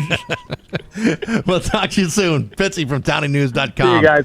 It's 7:24 with Bax and Nagle on Rock 102. Bax and Nagle on Rock 102. Dan Brown. What's his name? Liam. We'll have the full forecast for you. Steve Nagle's throwing a big fat party. Were you aware of this? I am? Yes. Saturday, June 20th at Vanish Valley Brewing in Ludlow. To celebrate the start of summer to help raise money for Rick's Place. Rick's Place, as you may know, provides free support for grieving children's, teens, and their families after the loss of a loved one. We want to help them continue to do the great, great work that they do. There'll be live music, lots of activities to keep the kids entertained, prizes for grabs, loads of food from Vanish Valley, the Hot Rod Dog, and the Malicious Ice Cream Truck. You can get your tickets now just by going to rock102.com. It's a reasonable fee of just $10.21. Small ticketing fee included in that, but every penny raised goes to Rick's Place. It's Steve Nagle's summer kickoff party, June 20th, noon to 3 at Vanish Valley Brewing in Ludlow. Brought to you by Dave Miner Exterior Home Improvements, Aquapump, Fathers and Sons Garage Door, and The Hawkman with Rock 102 Springfield's Classic Rock. Lots of great stuff going to be up for grabs at that thing. We got a lot of great people donating things. J. Smeagol Roofing with a nice donation that they made to us. So we thank you for that. They also, and we heard last week, that one of the raffle prizes is going to be a pig roast. Really? Yeah. It's not like they have the pig there and you got to take it home. No, but they'll do one at your house. They'll get one for you and they'll do one for whatever event that you want to do it for. So that's from the Hilltown Hogs, I believe. Oh man, I love a good pig roast. Yeah, man. Hey, who doesn't love a good pig roast? Delicious. Yeah. Well, that's awesome. So anyway, check that out. It's going to be a great day. Hopefully the weather will be perfect for you. Always a good time at Vanish Valley. Rain or shine, we got a big giant tent to take care of everything there if it does happen to rain. So there you go. It's 7:30. News is next to Rock 102. Here's your 7:33 with Bax and Nagle on Rock 102. It's time for news brought to you by Aquapump, an expert in all water supply systems from the well to the pump and into the house. Here's local radio icon Steve Nagle. Thanks, Bax. The woman in a viral video that appeared to show a McDonald's employee in Southbridge putting French fries in her mouth before adding them to a serving container will face criminal charges. Authorities have not publicly identified the woman, but charges will be filed today in Dudley District Court. Dudley. I hope they do right. That's exactly. Anytime I hear the word Dudley, I think Dudley do right. Now, do they catch her red and yellow-handed? I believe they did. Just wondering. Yeah. That's according to Chief Shane Woodson of the Southbridge Police Department. Woodson said on Sunday in a statement that no other details would be released and the types of charges were not immediately available. The court will set a date for the woman's arraignment. In the video, a uniformed McDonald's employee at 515 East Main Street in Southbridge put a handful of fries in her mouth before removing them and putting them in the serving container held by another employee. Both employees are shown smiling and laughing while handling the food. The video did not specifically show the container being served to customers. Both employees were suspended and then fired following an internal investigation, according to the Telegram and Gazette. What would the charge be? That's what I'm trying to figure out. The Southbridge Police previously announced it was looking into the incident and working with the town's health department to investigate the possibility of contaminated food being served. Is it like a reckless endangerment type of thing? Because I can't think of what the charge. I know of no charge on the books of feeding people food that's been in your mouth. Well, think about this. The viral video doesn't show whether or not the product was served to a customer. So I'm guessing if the police went in and said, "Hey, give us those surveillance camera footage that you got here in the restaurant and take a look," they might be able to see if in fact it was served. Ipso facto, bring in the charges against the woman. But I don't know what the charges are. They're being tight-lipped about it because maybe they don't even know. Mm-hmm. Maybe they had to discuss it over the weekend. Since the video was posted, our department has received numerous calls, online tips, and media inquiries regarding the incident. At this time, The matter is being addressed in coordination with the Board of Health and Restaurant Management. We are also working to determine whether the food was ultimately served to a customer and identify any individual who may have been affected. It's interesting. So the average person would hear this story, see the video, and maybe think twice about ordering the fries at McDonald's, which I think we can all agree is, by and large, an exceptional product. McDonald's fries are delicious. Yeah, I don't think there's any dispute about that. That's no probably dispute. One of the best fries of a fast food restaurant around. But yet we're all bugged out about it. You realize there's a cup of coffee, civet coffee. You know what that is? No. This is the coffee in which the coffee beans are fed to cats, and the cats digest the beans until the beans come out in the cat box, and then that's when they make the coffee with the digested beans that have come through a cat's digestive system. And it is the most expensive cup of coffee in the world because, you got to wait forever for the cat. But nevertheless, people around the world go all over the place to have the civet cat poop coffee. That's disgusting. Ooh. But some nice girl who put French fries in her mouth at McDonald's is somehow too gross. I don't buy it. I'll tell you what. I'm at the point now in my life where if you put your mouth on my fries, I will say thank you, and I will put a good review on Yelp as a result. That is disgusting. Which part? Well, first of all, that you even know that information. And secondly, is this something you're willing to try? I'd give it a go. It's supposed to be delicious. Is it really? It is supposed to be like the most delicious coffee in the world. Kopi Luwak. Civet coffee. I like a coffee. I'm a big coffee fan, as far as flavor and robust taste. Sure. However, the idea of coming from, let's say, my cat, Daniel. Okay. That box is gross when I have to clean that out. Sure. It's like, 2 to 3 times a week I'm cleaning that damn cat box out. There's nothing appealing about that situation that would say, you know what, I could really go for a cup of Java right now. This reminds me of Paris. If you don't sit by the cat box and say, man, I'm dying for a... Yeah. The best part of waking up is fresh step in your cup. Yeah. What did your dad say? A cup of coffee? No, a cough a cuppy. A cough a cuppy. That was my drunk dad asking my mother to make him a cough a cuppy. Yeah. After the misogynistic pushing the dish away for her to take it in a drunken slobber going, cough a cuppy? Where's that cat? Yeah. I brewed this on one of those cat litter, self-cleaning cat litter boxes. Self-clumping. I think you can tell the difference. It's precisely 600 microns have gone into producing this bean. The bean, the Ethiopian Yirgachov.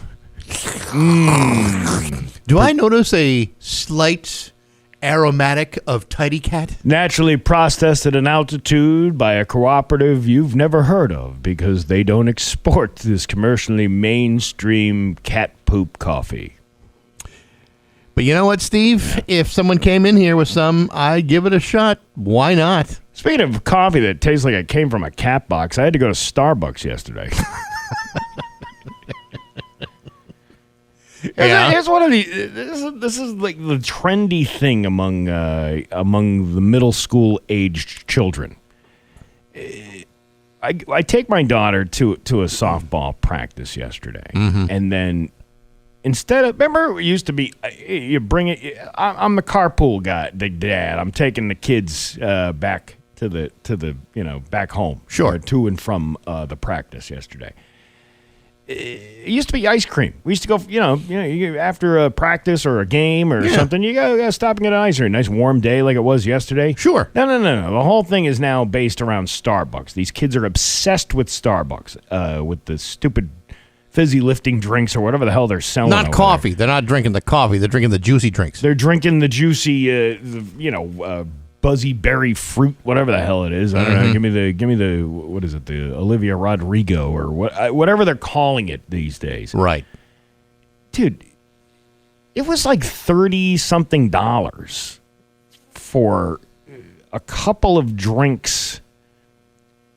Oh, and grilled cheese, I guess, is the new item menu item at Starbucks. Yes, which is basically a greasy piece of cheddar cheese and on bread. It's disgusting. It's not even. It doesn't even look good. The ridiculous price of this stuff. Yeah. It's mind-boggling. The joke used to be they would call it Starbucks, but the joke would be you might as well call it $5. Well, good luck trying to find anything at a Starbucks that's now worth $5. And then I saw this article last week. Starbucks CEO Bax Nagle is getting roasted for being out of touch after defending $9 orders at the coffee chain, insisting the steep price reflects a, quote, premium experience offered to customers. The coffee giant's chief, who earlier this year was granted access to the company jet for personal travel, said that customers across all income levels are willing and happy to shell out big money for a chance to interact with baristas. No, I am not. There is nothing happy about me spending $30-something on a few drinks and a couple of grilled cheese sandwiches. Mm-hmm. Where's the how am I happy about that? I have no idea. Coffee itself is becoming a bit inconvenient. You try buying it at the grocery store, like a bag of coffee. Yeah, $14-15 a pound for the decent stuff. Not even the high price stuff, but that's just like the mid-grade stuff. These rich a-holes are so completely out of touch with the American consumer. We're happy to offer. You should be happy to interact with a barista. $9 to a guy like this is like a penny. Yeah, right. He doesn't even think about it because they don't have any real perspective of the real world and what it costs to live. Which is all the more reason when you think of and they stopped doing this. Thank goodness they stopped doing this in 2024 when Starbucks was serving Olito. That was the coffee infused with olive oil. Talk about an act of aggression against your own customers. Mm-hmm. Something that, one, sounds gross, and two, will cause such abdominal intestinal distress soon after eating it or consuming it. That's saying we don't really care for our customers. If a coffee comes with they don't care at all. If their coffee comes with a warning that says, perhaps this may cause AOL, and I'm not talking America Online, it's anal oil leakage.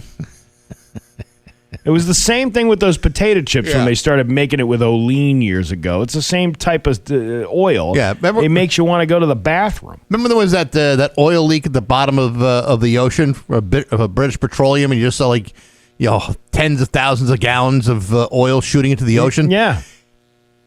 I bet that's exactly what would happen if you had the oil-infused coffee from Dunkin' Donuts. It'd be like the same... Starbucks. Starbucks. Yeah. The same kind of explosion of noxious oils that would damage the universe.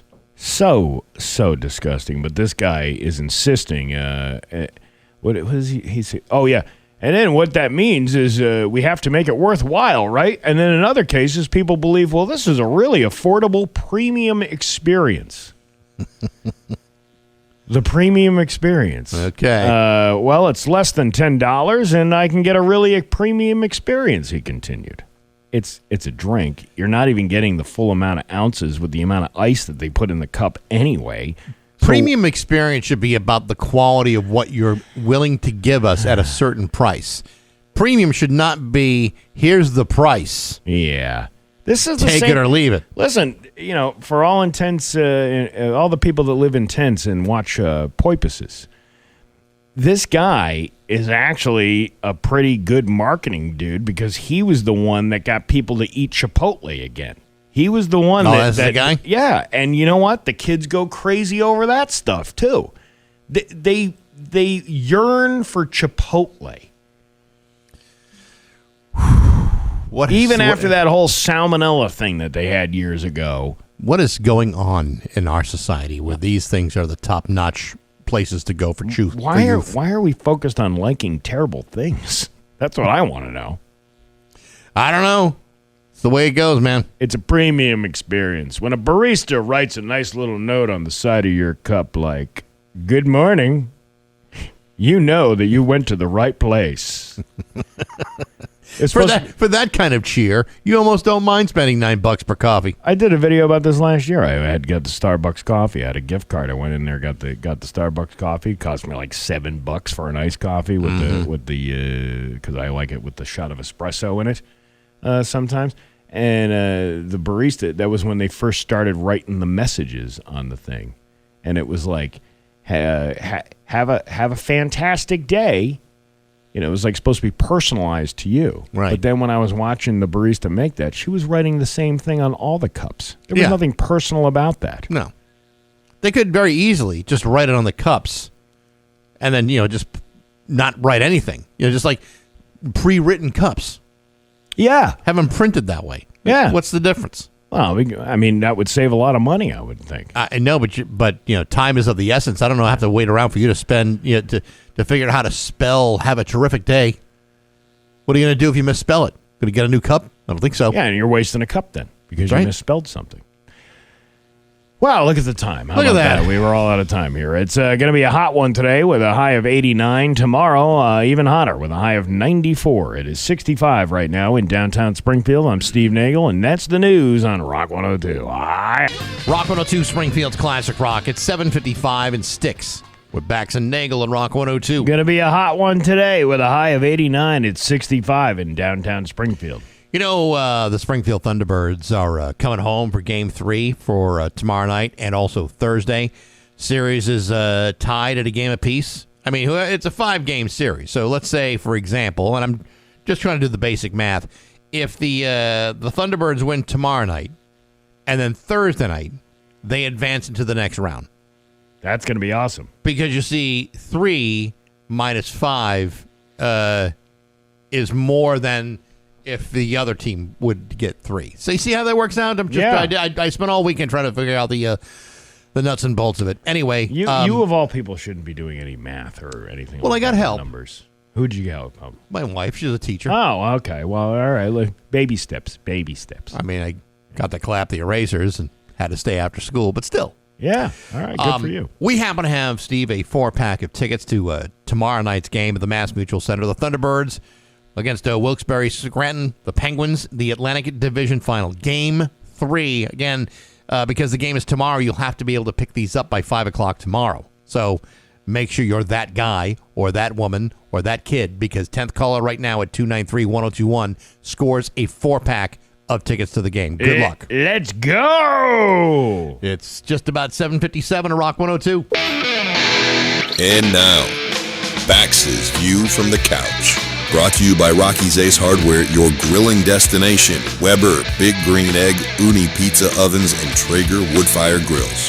Hey, good morning, sports fans. How the heck are you? As many of you know, youth sports have always encouraged use of chatter amongst players to help motivate teammates and intimidate the opposition. It is a largely complex psychological concept in which such chatter is meant to both inspire and ridicule at the same time. But on the professional level, most chatter is typically directed it isn't between athletes. Instead, it's often relegated between athletes and their fans. This weekend, for example, 2 separate incidents in which an athlete who was the focus of insults and ridicule, but rather than ignore those hurtful barbs, these 2 athletes chose to lash out and will likely await their looming fines and suspensions. For example, golf legend Rory McIlroy became frustrated after this weekend's PGA Championship when a fan began repeatedly chanting USA after he attempted to hit out of the rough at the 16th hole. In response to these chants, Rory McIlroy, who was from Ireland, told the fan to, quote, "Shut the heck up." Of course, I'm paraphrasing, but nevertheless.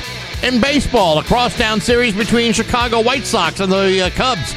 A heated exchange began after Cubs center fielder Pete Crow Armstrong was unable to make a leaping attempt at a fly ball which bounced off the outfield wall. At which point, Crow Armstrong was berated by a female fan.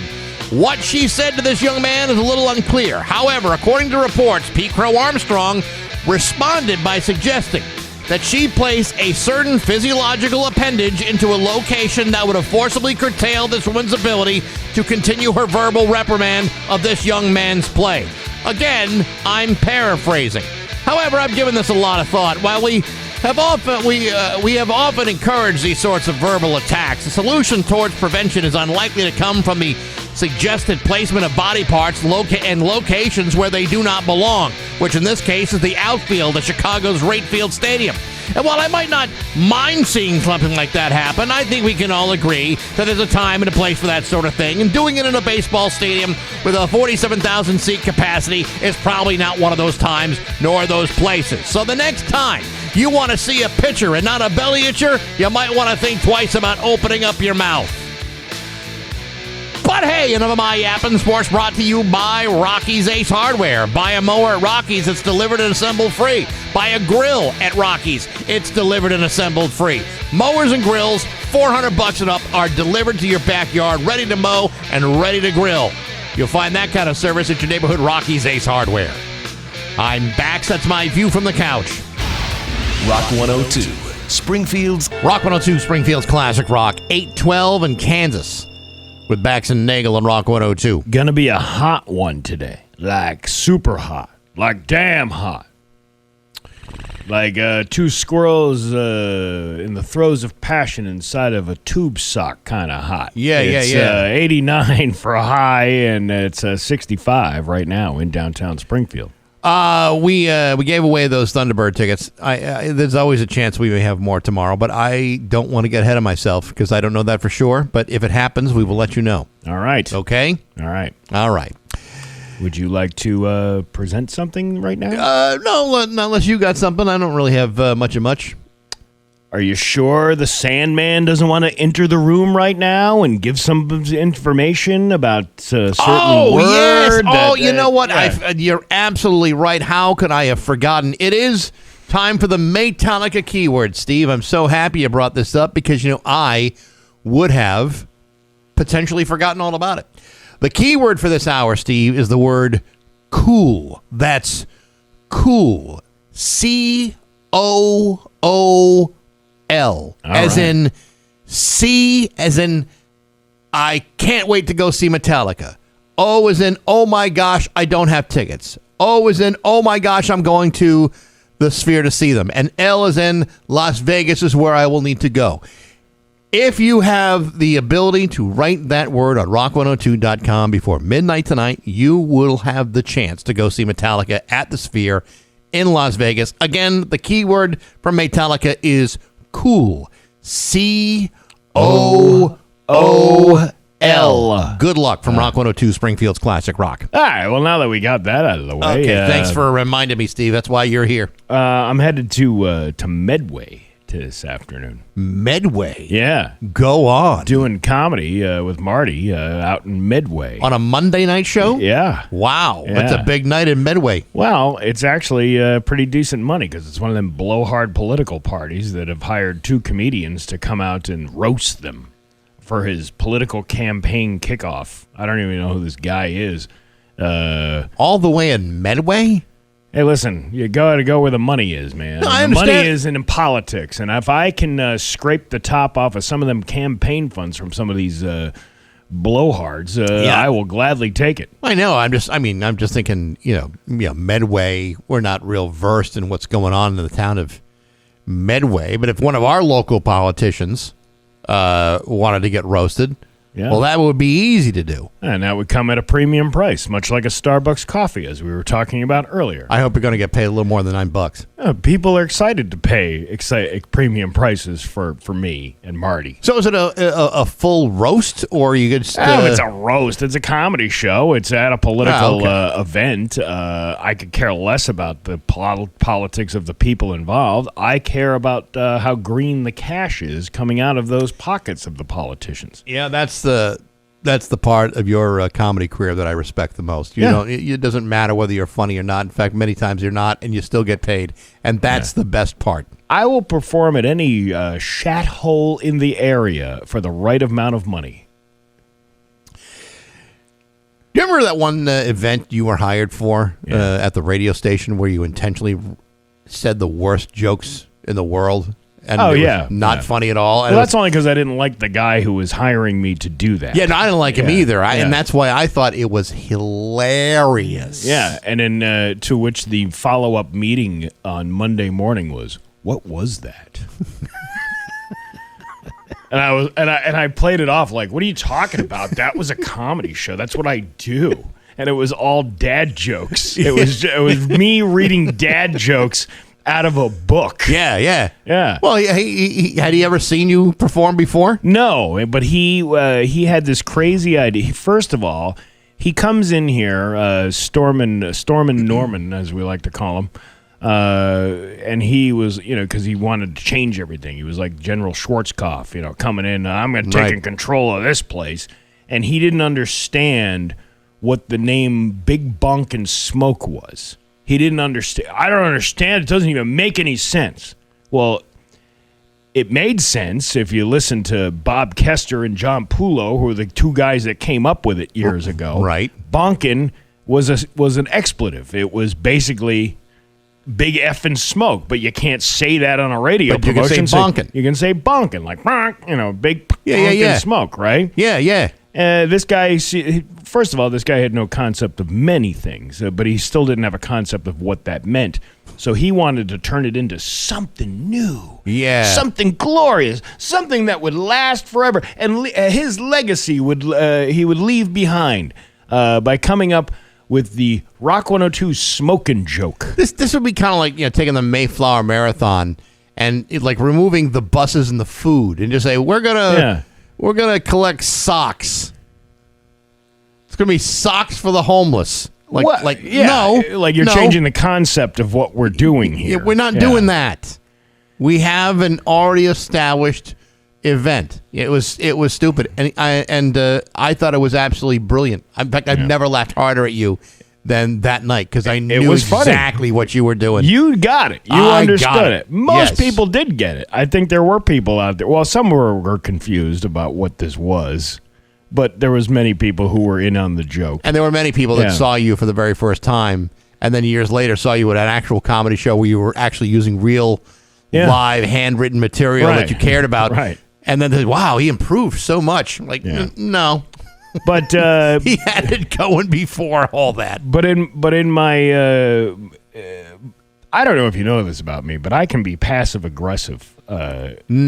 In yes, You in don't ways. say. Yeah, when somebody really gets under my skin, I like to perhaps play a little game of Battleship, passive aggressive Battleship, as you will. Right. Oh, you sunk my battleship.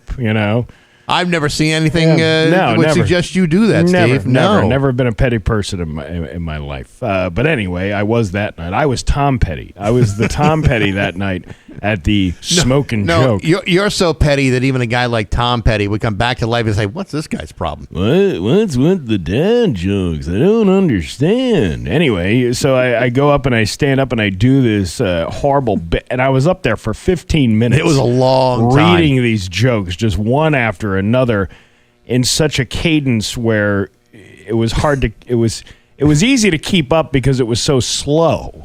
And I think the funny part about it is, so John and I are in the back, and we both know what's going on. Laughing your asses off. We're laughing our asses off, barely able to catch our breath. And I think the boss was thinking we were faking the laughter, and we were not faking the laughter because it was just so perfectly planned. Yeah. How terrible those jokes were. Hey, listen, that guy hated me as much as I hated him. Hey, and he wasn't too crazy about us either. Yeah, well, but he hated me more, I think, because I don't know. He thought I had some sort of I don't know. It was one of these things where he wanted to make you guys do things that you would have never have done in your entire careers. It wasn't the theme of the show. It didn't fit with what we do. He wanted us to do things, but wasn't willing to ask us. Yeah. So that fell on your shoulders, which is absolutely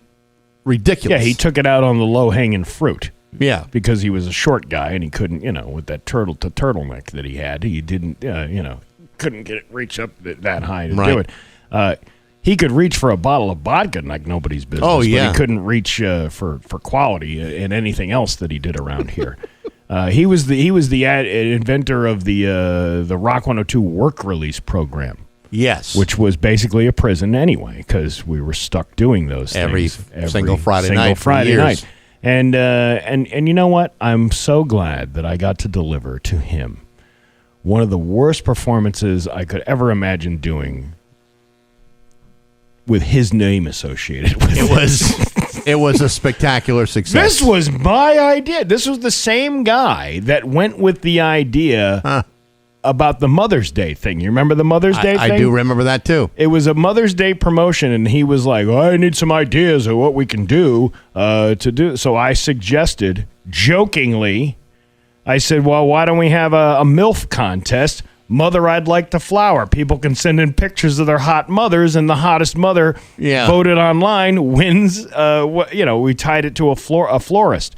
And we had one submission for that contest. And she wasn't that hot. No, and then he was mad at me for coming up with that. I'm like, you went with that. It was a joke. This is also the same guy that thought that the Bax and O'Brien golf tournament should be conducted without Bax and O'Brien playing golf. And that what we should do is drive from hole to hole to talk to listeners who are concentrating on golf. Yeah. That didn't go on so well. No, and wasn't that the same tournament where the guy crashed into the back of us in a golf cart at the Chicopee Country Club? He was so loaded that he basically started a four vehicle crash up at the Chicopee Country Club. He smashed into one, that one smashed into another, that one smashed into another, and it smashed into one more. And he was laughing as he was holding the bottle of Grey Goose in his hand. Yes. That he was drinking straight from. Right. Whatever happened with that guy? Yeah. Believe it or not, he went on to bigger and better things. No and by way. that, I mean a rehab. Yeah, he went to a 12-step program. Yeah, what's that place they always advertise out in California? The Betty Ford Clinic. The Betty Ford Clinic, He did all those things. Man. What a success. Well, thanks for this reminiscing time. Oh, it's good to always go it. back to pull back from yesteryear, isn't it? Yeah, good times. Memories. Yeah. It's 8:23 and Rock 102. GG Inks, screen printing and embroidery. They print their 8:33 with Bax and Nagle and Rock 102. It's time for news brought to you by Aquapump, an expert in all water supply systems, from the well to the pump and into the house. Here's local radio icon Steve Nagle. We just had the whole story about the guy that used to work here that was making us do things, drinking a lot and all that stuff. And then somebody said, are you retaliating against a GM with this show this morning? And you said... I said he was not a GM unless GM stands for Guzzling Manischewitz. You know what? That's too light for him. Yeah, I was going to say that's usually I was trying to think what's stronger that begins with the letter M, and I couldn't think of anything off anything quickly. Actually, it's guzzling mouthwash because that's what he used to start the day with. You get up, you pour yourself a nice cold glass of Listerine, and you guzzle it down, maybe a couple of shots of vanilla extract in there, and then you're ready to start the day to work at Rock 102 as a a brand manager. Right. Yeah. Guzzling Mr. Boston's would have been close. I think he had that. That's what that sound was that he was walking around with all day. Glug, glug, glug, glug, glug. I thought that was... just some kind of nervous tick that he had, but apparently he was hiding nips in the bathroom. He was one of them connoisseurs of alcohol. It's like he wasn't just ready to get drunk. He could only get drunk on the good stuff, top shelf. Like, it would never have gone for like a Mr. Boston's lime vodka or a pop-off. It had to be the Grey Goose. Yeah, well, it couldn't have gone cheaper. Listen, if you're gonna ruin your liver and have other organs fall out of your body, at least do it on the at least do the highbrow stuff. Yeah, if you're gonna get fudged up on a Monday afternoon just before quitting time at a golf tournament where the whole purpose was for us to annoy everybody on the golf course. Yeah. I felt bad about him driving home by himself from the thing, but... We offered to get him a ride. Hey, listen, I used to call those... my dad used to take me on those. They were roller coaster rides.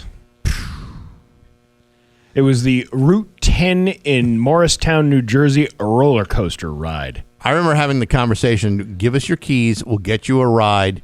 No, I'm fine. It's like, dude, you just had a 4-car pileup in a golf cart. You should not be driving around in your BMW to get wherever the hell you need to go. Well, you know what? He had a good hand that he could hold one eye closed with so he could focus on the road all the way back to Agawam or wherever the hell he was from. So, good times. Sheldon Gooseby says, speaking of alcohol, Sheldon Gooseby says he's bracing for the worst after a letter and a knock on the door left him unsure where he would sleep next. Gooseby is one of the handful of remaining residents at McCleary Manor where tensions with his landlord, Providence Ministries, have been growing for months. Advocates with Springfield No One Leaves say they are fighting to keep residents housed, while the ministries say it needs to move forward with changes. The dispute is headed to court today. The 69-year-old Gooseby said that the knock on his door early Friday and a letter about the pending court case brought new uncertainty that the locks couldn't be changed, the power shut off, and the remaining men forced out at any time. That sounds like a good ministry. Yeah. You know, if you're really trying to get people back in shape, it's our way or the highway. Yeah, well, guess I'm going to get to the highway a little faster than expected. Not knowing what nightfall would bring, Gooseby said he was preparing for the worst. I guess I can sleep in my car if I have to, he said. Gooseby has lived at McCleary Manor for more than 4 years, and he has maintained sobriety in that time. Providence Ministries, a nonprofit based at 51 Hamilton Street, provides services for people experiencing homelessness and substance use disorder, including sober housing. The ministry says it plans to temporarily close the building for renovations to meet state and national recovery housing standards. Okay, but don't you have to provide housing for somebody if you're renovating a building? If they're under... Usually. I mean, if someone has to be displaced while you're doing work on it. Yeah. Gooseby said the problems began in January with a $100 rent increase. 6 weeks later, residents were told to find new housing by April 1st. Though that date shifted, he said they began searching without support from the ministries. All this is going on because they want to bring inmates here and put 2 to a room. Oh, they're trying to put more people in there, I guess. Gooseby said he relies on Social Security after disability. It's a whole big mess in this story. It's very lengthy, but you kind of get the gist of what's going on here. They're kicking out the people. Hey, you know what? We've been housing you sober guys. We need to make more money by putting prisoners in here. We're losing our shirts on you people. Yeah, you need to get out of here. Get out of this building and go do something else. You're not doing it here. Ridiculous. It's like closing time at the bar, the very bar that they got themselves away from. You ain't got to go home, but you can't stay here. Yeah. A disabled SUV blocking the exit of Scala School led South Hadley police to a drug arrest. Officers said they responded on Saturday, May 2nd, after a citizen reported the unattended vehicle on Granby Road. 16 days later, we're getting all the news. When they looked inside, they saw items used to ingest and package powder and crack cocaine. A man then walked up carrying a gas can and first claimed, "I'm just a passenger and my girlfriend left." Officers report finding suspected heroin, crack cocaine, a crack pipe, and drug packaging after searching the man and the car. Police said he eventually admitted that he had been driving and the drugs were his. Oh, man. Well, why would you say that? Just say it. Everyone knows. You're not going to fool anybody with that cheap excuse. He's now facing subsequent offense charges for possession of heroin or fentanyl and crack or cocaine.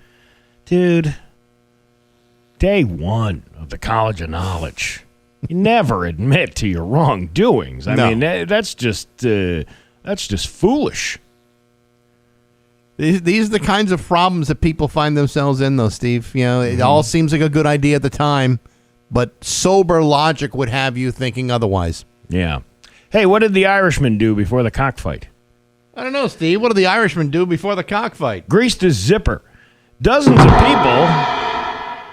I don't even know what that means. Dozens of people were charged Saturday following what Tallinn, Connecticut officials described as a large-scale cockfighting operation. Authorities were anticipated to release more information today. Tallinn town manager Brian Foley put the number of people arrested between 50 and 100. What number is it? How do you not know how many people were arrested? 61. Really? I don't know. I'm guessing. Yeah, hopefully someone could tell me. Foley said the cockfight involved hundreds of chickens in a dormant quarry, which had been inactive for more than a decade. Ooh, that's actually kind of a cool setting for a cockfight. We're going to go into an abandoned quarry today for our cockfighting tournament. Well, the first rule of cockfighting is there is no cockfighting. But there is. The investigation closed Mountain Spring Road between Tolland Stage Road and Elizabeth Lane for several hours on Saturday. In my wildest dreams, I never would have thought that it was a cockfighting ring. It was crazy when I heard that. That was insane. Who is that? Pam Downs from Tolland. Oh, okay. The operation played out right in front of Downs' eyes with state police helicopter overhead, drones, dogs, and SWAT teams. They came around the corner with their weapons drawn, their guns drawn. It was pretty scary. She and other neighbors reportedly saw the police chase down and tackle the suspects on their own front lawns. Beyond the chaos was the meticulous organization. The investigators came prepared and arrested most people on site. Probably seeing the largest state police operation we have ever seen here. Mm-hmm. He said most of the people who were arrested were likely spectators, but that's not enough to get charged with animal cruelty. It's baffling to me what we're doing with animals nowadays. Who is that? Rob Goche of Tolland. Rob Goche. While many were in shock, Foley said he's seen these fights before. As a former Hartford police detective, he said many of these cockfighting groups are moving out of cities and into quieter suburbs like Tolland. Well, who wants to do a city cockfight? I mean, it is nicer to do one in a, like a more rural, more pastoral place. They're in basements. They'd be in abandoned garages. But they attracted a lot of attention. So this is an effort over the last 10 years or so. You've seen these cockfighting operations move out of the suburbs across the country. Troopers were assisted by CSP ESU. How many acronyms can you have with these things? I don't know, but it sounds A-okay to me. Tactical and MSP tactical team, Trooper 1, Air 1, and the Connecticut Department of Agriculture. As far as the nature of the investigation, it's random and surprising to say the least. Authorities did not release any further details, but the cockfighting ring has been 86th in Tolland. Wow. So now where do I go for all my cockfighting fun? Well, we have a nice bathroom across the hall here. I could show you. It's too tight in there. It's too tight in there. You need a little bit more elbow room. Otherwise, how are you going to get your people who are gambling on these fights? They gamble on it? What do you think they're doing over there? They were just there for the cockfight. You think a chicken's just there bobbing and weaving, talking trash? I mean, I go to sporting events. I don't necessarily bet on them. Well, that's the whole purpose of a cockfighting ring. It's not so much that it's cruelty to animals, but that these are illegal gambling operations. The cockfighting ring. Yes. I like the sound of that. I bet you do. Yeah. I like a good cockfight. Yeah, I bet you do. Yeah. You have no idea. What? I'm sure you've wrestled with more than a few. Oh, well, I've my grandfather was a cockfighter. Really? Yeah. A whole line of cockfighters in that family. A long line of cockfighting family. Going on in the... button up your sleeves and ready to throw down, huh? Yeah, I found that out with a 23andMe test. I found out that my great-great-great-great-grandfather was from the... Knuckles Nagle was his name. That was his name. Yeah, Cut Knuckle Nagle. Right. Was his name, was the big cockfighter. He used to put razor blades on the tip of the cockfighter. Wow, that's tough. Well, you want to make sure you win, right? Isn't that against the rules? No, that's your razor blades on the implements. That's what makes cockfighting so special. I guess. Yeah, your Pioneer Valley forecast today is going to be, hot with a high of 89. It is 69 giggity in downtown Springfield. I'm Steve Nagle, and that's the news on Rock 102. Oh, yeah. Rock 102, Springfield's Classic Rock. 8:51, and Stone Temple Pilots of Bax and Nagle on Rock 102. It's going to be hot today, like really hot. High of 89, even hotter tomorrow with a high of 94. It's 69 giggity in downtown Springfield. Tomorrow on the show, Brad Williams is going to be on the phone with us. He's coming to a Symphony Hall for a hilarious night of comedy. If you haven't seen Brad Williams before, very, very funny guy, and make sure you check that out tomorrow morning. Yeah, he's a little guy. But yes, but still hilarious. You know what I'm saying? Still very, very funny fella. Very, very funny fella. Steve Nagle, who I don't know if you're aware of his work, is throwing a party, and you are invited. It's Saturday, June 20th at Vanish Valley Brewing in Ludlow. Celebrate the start of summer and help raise money for Rick's Place. It's a great organization that provides free support for grieving children, teens, and families after they've lost a loved one, and we want to help them continue to do the great work they do. Be live music, loads of activities for the kids, prizes up for grabs, food and beverages for sale from Vanish Valley, Hot Rod Dog, and the Malicious Ice Cream Truck. You can get your tickets now at rock102.com, just $10.21 with every penny going directly to Rick's Place. It's Steve Nagle's Summer Kickoff Party, June 20th, noon to 3 at Vanish Valley in Ludlow. Brought to you by Dave Miner Exterior Home Improvements, Aquapump, Father and Son Garage Door, and the Hawkman from Rock 102, Springfield's Classic Rock. Yeah, it's going to be one hell of an event. I told you we're got some great raffle prizes going on. There's lots of activities for the kids, great family fun day, and it's all to support a great cause. So and come on there's out. loads of food, too. Loads of food. Loads. They got the hot dog truck. They got the Malicious Ice Cream Truck. You got all the stuff from Vanish Valley. Meat candy inside. I know. You don't have to tell me. It's kind of a little weird. I got some meat candy in my brewery. That's like the kind of adult version of candy in the van. I have meat candy inside my restaurant. I think people who are there are probably going to assume it's on the menu. Yes. More than anything else. Yeah. Anyway, that's going to be a great event, and we hope you stop by and support Rick's Place. So I told you I went to Chester on Track over the weekend. Yes. Saw the Bernie's Dining Depot car, which still looks exactly like it did when it was in Chicopee, but there's no au jus or gristle on the floor anymore. But they had all the tables in there with all the ads on them. That's cool. Many of those businesses are no longer in business, like Bernie's, but yeah, nevertheless, I missed that place. But they had a little parade going on. It's this annual event that they do every May. I think it's like the second or third week in May or whatever that they do this thing, and it's to celebrate the town of Chester. It's like, they put this whole parade together. It's over in 5 minutes. Because, the main street of Chester. It's just one street, right? Yeah. Okay, but isn't it nice that, the people that celebrate the choo-choos? Yeah. I think they like a parade. And, train cars typically are not seen. Yeah. In parades, and trains are an important part of this country's grand history. So I would, anytime there's a parade that involves choo-choos, what are you waiting for? And then it's tag sale season out there. Yes. Because that's the day. You got all that traffic coming. You might as well have a tag sale, right? Mm-hmm. There's one guy, I bought an old radio. From 1922. It's one of these multi-band radios that picks up like foreign... Oh, yeah, like shortwave radios and stuff. Yeah, it's actually pretty neat. It's old antique-ish looking. And you know what else the guy had there? What? A whole file box. My daughter's there with me, right? Yeah. And I go, open up that box and see what's in there. There's a whole file box full of Playboys. Really? Guy's like selling this on the side of the road. I'm like...